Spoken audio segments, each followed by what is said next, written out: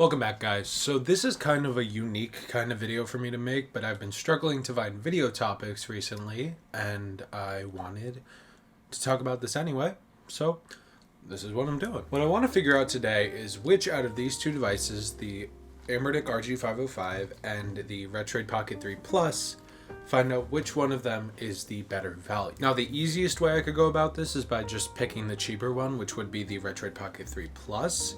But I want to go a little deeper and figure out which is better. Also, I'm just now realizing the RG505 has been reduced in price and is now the exact same price as the Retroid Pocket 3 Plus. So that method doesn't even work anymore. The reason I thought the 3 Plus was cheaper is because it was initially, but it seems Anbernic has lowered the price of the RG505 to $150 to match up with the Retroid Pocket 3 Plus, which I think is pretty great. All right, back to what I was talking about. I want to look at these devices and figure out definitively which is the best value. Figure out which is the best portable emulator and figure out which is worth your money, since they are so close in literally every aspect and are the same price. There are a few different categories I'm going to use to tackle this question and figure out which of these is definitively better. So let's start with hardware. These are both pretty compact devices. They're both small enough to fit in your pocket and bag while not being so small that they're uncomfortable to use. I currently have them both. I don't know if you'll be able to see this, but I have them both in my pocket. They fit. And these pockets, for my standard, are pretty small. The 3 Plus is slim and rounded on all sides, while the RG505 is noticeably more thick and is also flat on all sides. The RG505 is also noticeably taller than the 3 Plus, and it is also noticeably heavier. It doesn't matter for gameplay. It doesn't really come up in gameplay, like I don't really notice it, but I still thought I'd mention it. It doesn't change the gaming experience, it being heavier, and honestly, if anything, it would probably enhance the gaming experience. The buttons on these devices are placed in different spots depending on the device. The ABXY buttons and D-pad and joysticks are all in the same spot, but the volume buttons, the start and select buttons, the power buttons are all in different spots. And the face buttons, D-pads, joysticks, all feel comfortable to use on both of these devices. I just thought I'd mention how they are basically in the same position, but the start and select buttons are on the top here, and the power button is on the top here, with the volume buttons being on the side, whereas the volume buttons are on the side here, so that's the same, but the power on button is on the bottom, and the start and select buttons are where they should be, on the front. I think the RG505 might be more comfortable to use just because it is taller, making it easier to reach down for the thumbsticks or the joysticks when you're playing 3D games. And it being taller allows for more room for your, the bottom of your hands to sit. So whereas I just dropped the 3 Plus, because where on the 3 Plus you would just be resting your hands like this, on the RG505 you're resting your hands like this, and you have much more room down here to grab the joysticks, ABXY, D-pad.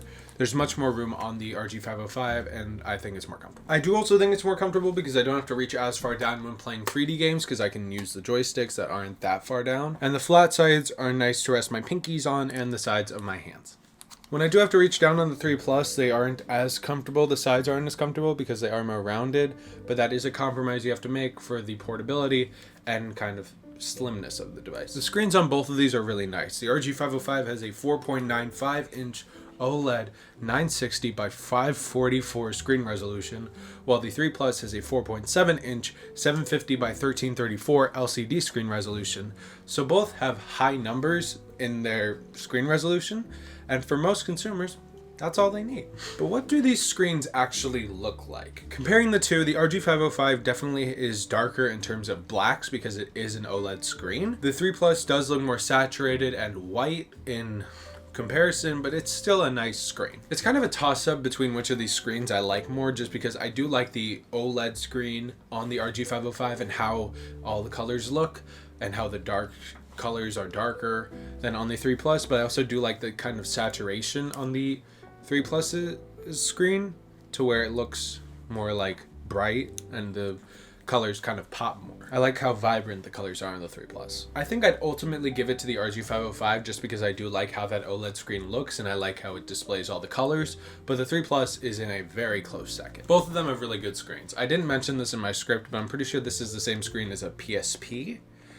I think, but that's why a lot of people love it for PSP emulation, because it has the same exact screen. Quickly talking about speakers, the speakers are good on both of these devices. I usually don't listen to the music that's coming out of the speakers, because most of the time when I'm using these devices, it's on public transportation, or when I'm like sitting at my desk watching a YouTube video or something like that, so I don't usually listen to the speakers.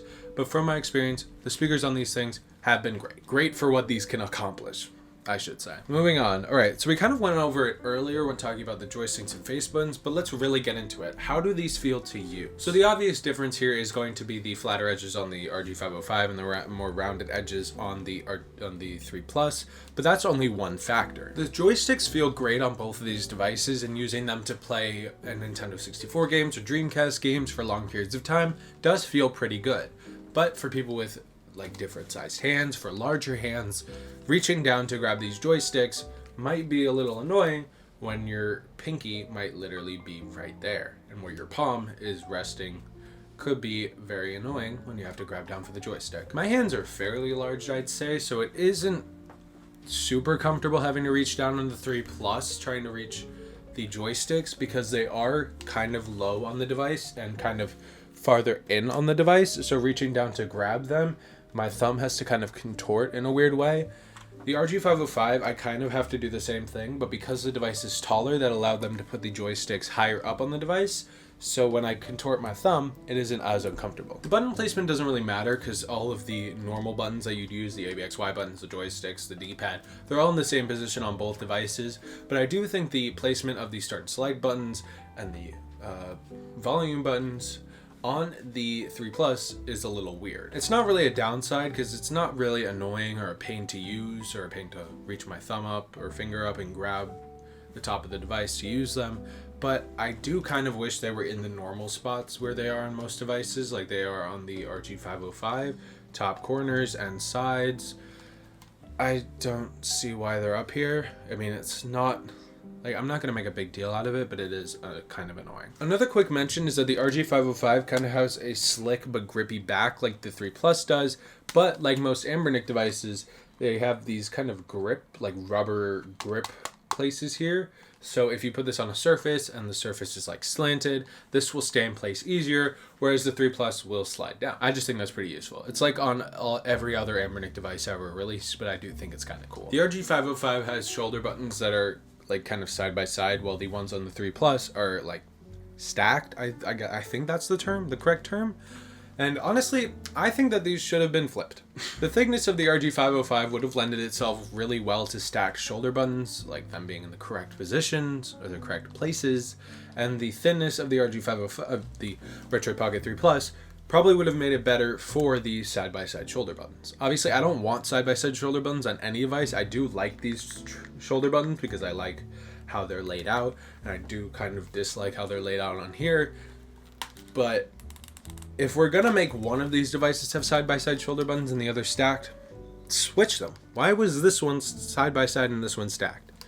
I don't get it. So I guess that's a pro for the 3 Plus. I wish the RG505 had them stacked, but my hands are big enough to where I can like rest my hand like this and it won't be a problem. Like I can easily grasp either of these shoulder buttons, so it won't be an issue for me, but I know for most people it probably will be. The D-pad on the 3 Plus feels nicer than the one on the RG505, which is something I never really thought I'd say, because I did own a 2 Plus at one point, and that D-pad was kind of awful. And Anbernic is usually known for their great D-pads, but recently, I haven't been hearing great things about their D-pads, and on the RG35XX, the D-pad has a lot of misinputs. Luckily, that doesn't happen here, but it doesn't have the greatest quality D-pad. I do think that the one on the 3 Plus is better just because the D-pad, each input feels like an actual button, so when I click on like left, right, I just did that backwards, left, right, down, up.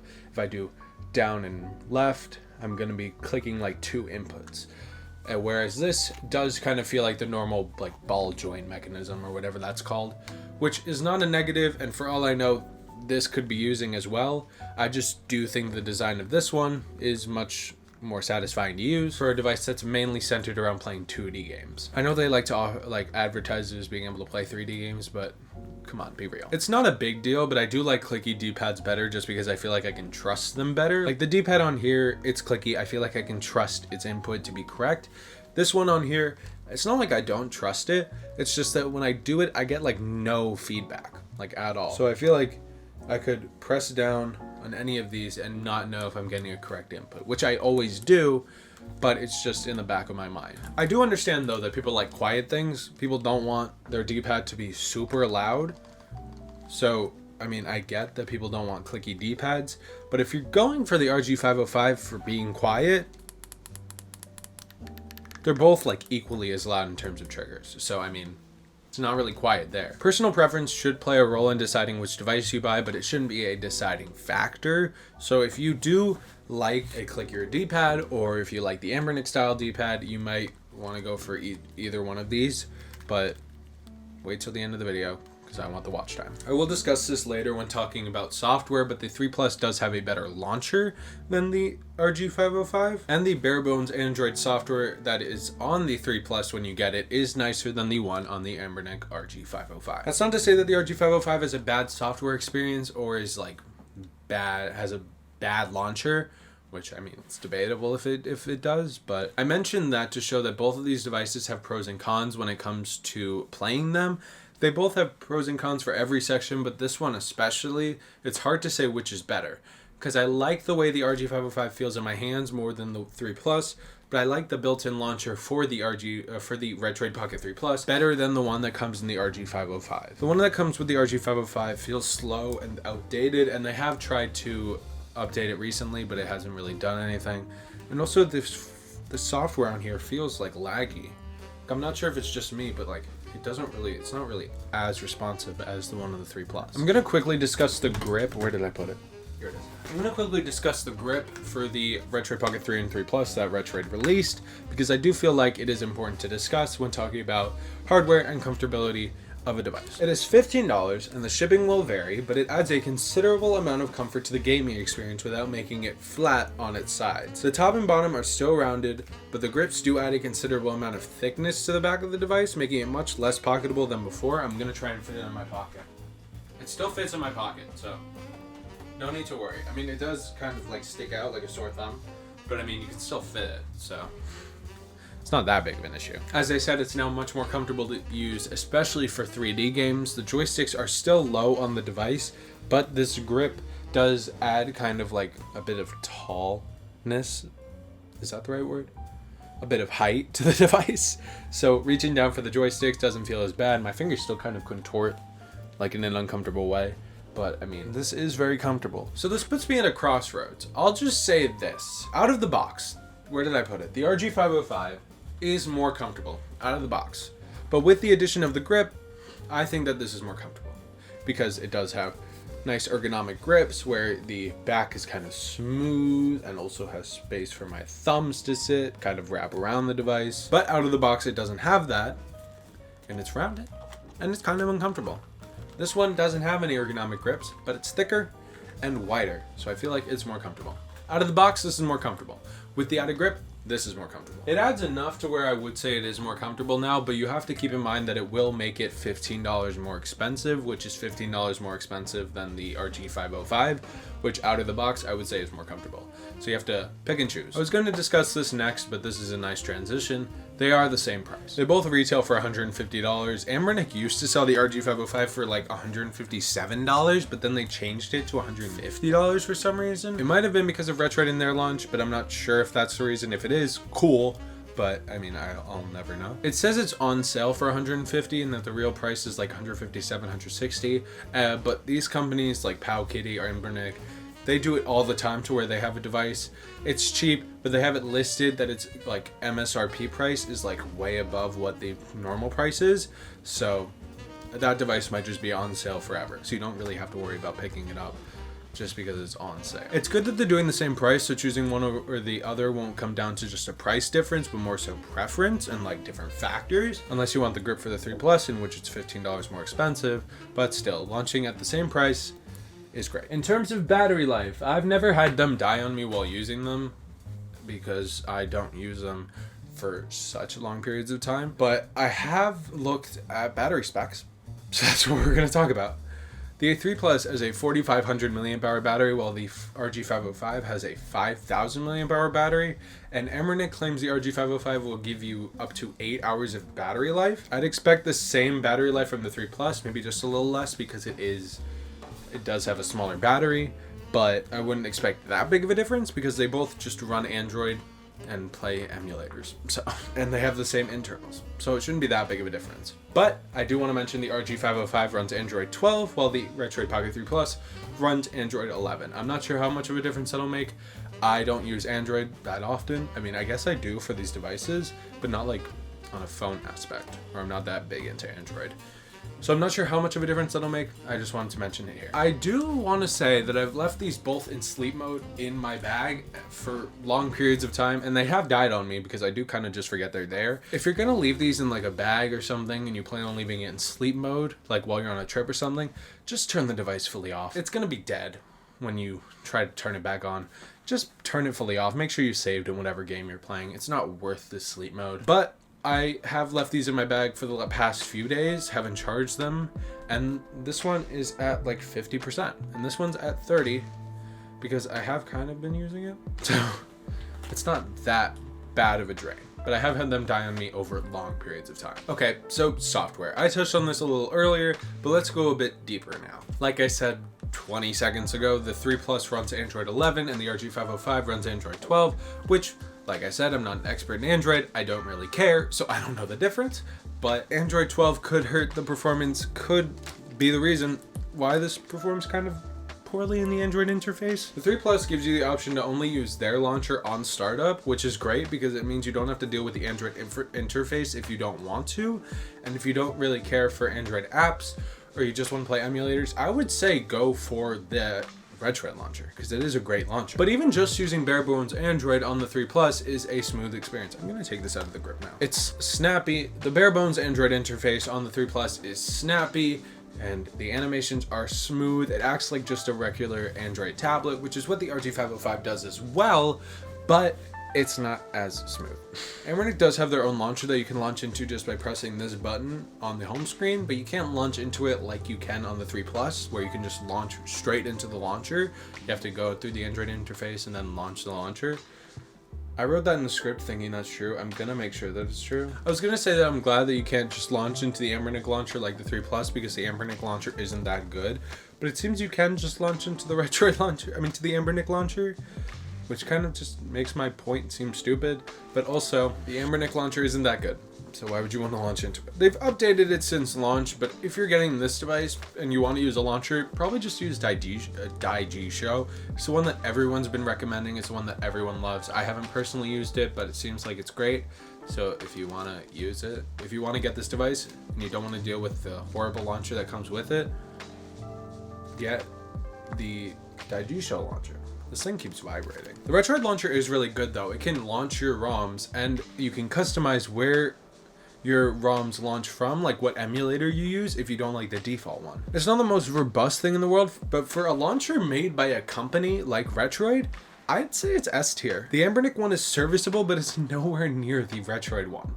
They have updated it since launch, like I said, but it's still just not as good. If you get the 3 Plus, you don't really need to download anything. Like, you don't need Daijisho to have a good launcher because the 3 Plus is a great launcher, and the Retroid launcher is a great launcher, and it's the one that I use on this device whenever I use this device. But if you do really want it, you can download Daijisho. It's the same for the RG505. Like, you don't need to download anything if you don't want to. You can just use the Anbernic launcher. But I'd say that it's a worse experience than the Retroid launcher, and you should probably just use Daijisho. And the 3 Plus's launcher is just better. If you care that much about a launcher, you're probably just gonna want to look into a third-party launcher, no matter the device you get. But the 3 Plus does have the best default launcher. That's what I'm trying to say. But now I think it's time to go over what a large majority of you would be doing with these devices anyway. Emulation. These both have the same chip inside of them with the same amount of RAM and storage, so any games that work on the 3 Plus are going to work on the RG505, no problem. Now, I haven't had the greatest experience with GameCube games on these devices, and that's just because I'm annoying and want every game in widescreen, 30 FPS, full speed, everything like that. But if you don't care about widescreen, you don't care about 1x resolution, you should be fine with either of these devices. And many others have reported getting great GameCube game like resolution and performance out of these devices anyway. So if all you really want to play is GameCube, I'd say to get a more powerful device. Skip these two. But if you want to play anything under that and just include GameCube, and you don't really care about anything over GameCube, either one of these is great. I didn't put this in my script, but I do want to mention it. Retroid does give you a bunch of apps you can download on startup, and one of those is Dolphin for Handheld. And what that can do is let you play games at less than 1x resolution to get a better frame rate out of them, better performance, which is really useful because this thing isn't the most powerful when it comes to GameCube. So if you can deal with a lower quality image, you can play games like at a better frame rate. That doesn't come pre-installed on the RG505, but Retro Game Corps was able to rip the APK and has it up on his website. So if you get the Anbernic RG505, you can still download it. That's the emulator I've been using on here. The problem with trying to find a more powerful device in a comparison like this is that these have the same chip in them. They have the same internals, so neither one of them is really more powerful than the other. We could compare how the games look on each display, considering they are different displays, but it's really hard to be super accurate with my amateur phone camera and amateur lights. But if you are wondering about emulation, just know that it can play anything up to GameCube, and then GameCube pretty well. They play a lot of GameCube games well, some with slowdowns, and some won't run at full speed, but it's serviceable and playable, which is great for a device at $150. Sure, the GameCube was $99, but could you put the GameCube in your pocket? Could you do this with the GameCube? I don't think so. All right, let's go over the differences before we conclude this video. The most obvious difference, just looking at both of these devices, is the design. I've mentioned it several times, and I'm sure you've picked up on it by now. These designs are very different. The RG505 is taller and thicker than the 3 Plus, and is also much louder. All of the button clicks, aside from the D-pad and face buttons, are much louder than they are in the 3 Plus. It also seems to be a bit wider, but that doesn't really make much of a difference, considering they're both pocketable, and they both are very comfortable, so it doesn't really matter. The Anbernic has a bigger chin and bigger bezels around the screen, making the device overall taller and bigger, which is appealing for anyone with bigger hands and like big devices. But the 3 Plus is much thinner and pocketable, so for anybody who likes just throwing devices into your bag, keeping them there, like what people do with like the old Pocket Goes or the Game Boys, you can just do that with this. Leave it in there and make sure you turn it off. Don't leave it in sleep mode. Throw it in your bag and you can use it whenever. The RG505 is big. It takes up a lot of space in comparison to the 3 Plus. You can't really do that. You can, but it's not as easy and or pocketable or like recommended. Buying the grip for the 3 Plus does make the device bigger. Where did I put the grip? I just had it. But it does make it more comfortable, but it does also make it considerably thicker and thicker than the RG505. So if you get the 3 Plus with the grip, it's going to be less pocketable.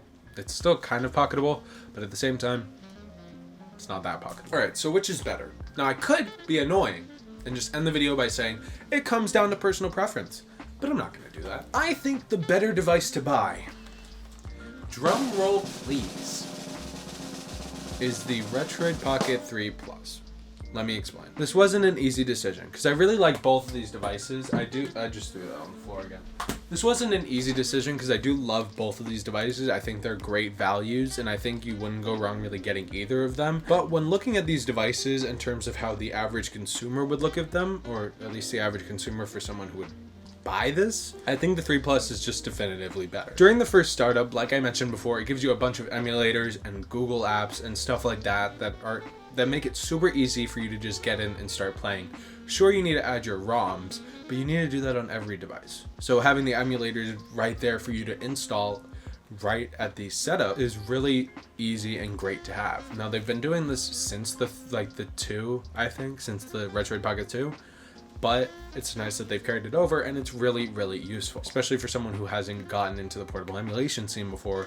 Now they have a device that has all of the apps they need, that you can just install any of the ones you want, and you can go back to that installer and find all of the other apps and download them afterwards. And the addition of the Retroid launcher is useful for someone who doesn't want to go through the Android interface, because the Retroid launcher does kind of just make your Retroid Pocket 3 Plus look like a Nintendo Switch with all of these options for different game genres or game consoles.